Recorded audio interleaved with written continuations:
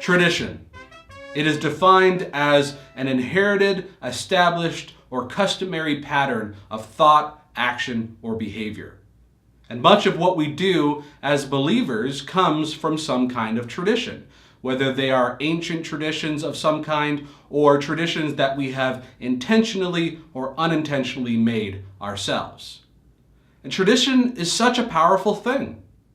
Tradition binds people together. People who hold the same tradition and participate in it together will feel connected to one another. Not only that, tradition gives people a sense of identity. And usually that identity is in contrast to those who hold a different tradition. They'll say, we're the ones who do this, unlike those people who do that.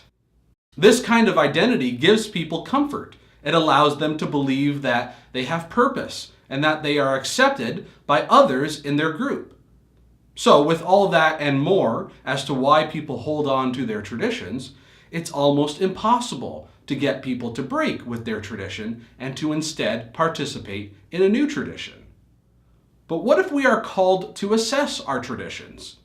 I mean, we shouldn't assume that all of our traditions are kosher, so to speak. What did Jesus have to say about tradition, and how does that inform our task of assessing our traditions?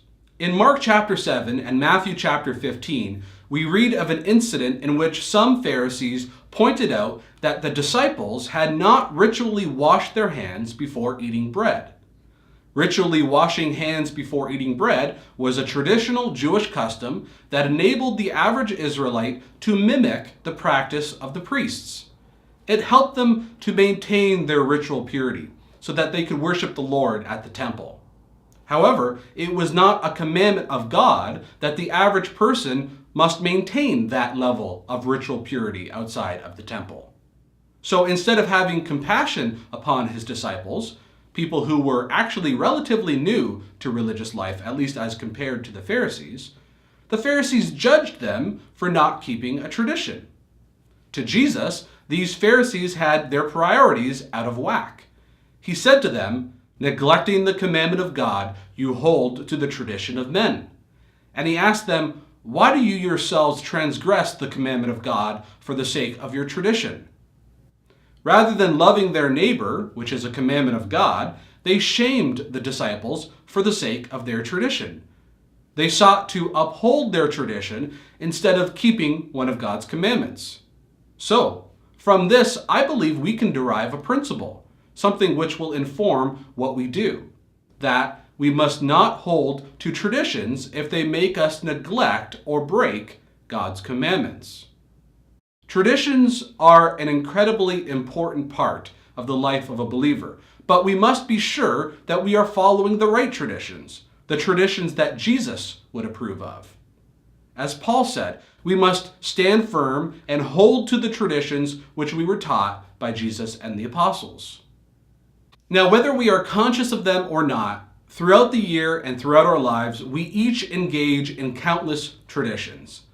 So it's our job as believers to make sure that the traditions we engage in are not ones that are counter to God's ways, especially as modeled by Jesus and the apostles.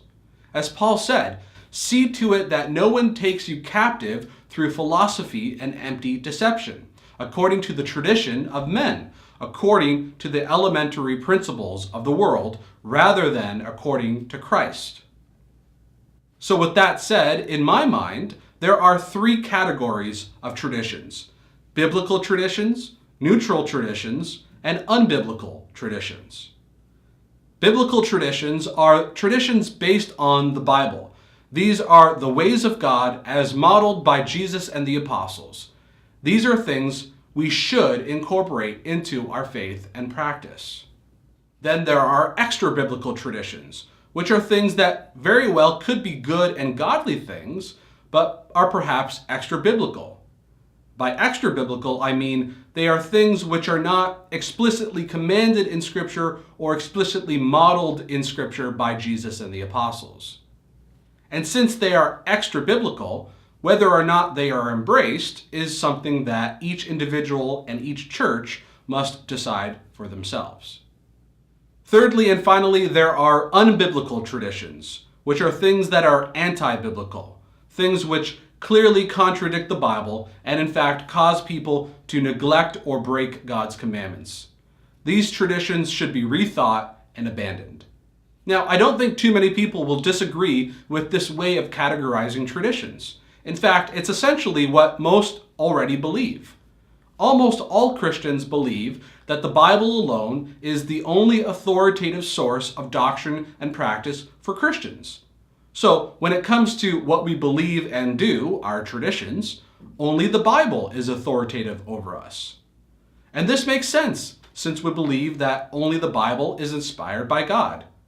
Therefore, any beliefs or practices that are not directly derived from the Bible must be subservient to the Bible and certainly must not contradict the Bible. Now, this is what most, if not all, Protestant Christians believe. But this belief is not lived out consistently. Many of the traditions we engage in are actually extra-biblical, and some are even unbiblical. In this series, we will explore religious traditions, one by one, both Christian and Jewish, and we will assess whether they are biblical, extra-biblical, or unbiblical. And hopefully through this process, we can get closer to becoming more like Jesus and the apostles and the way they lived out the faith.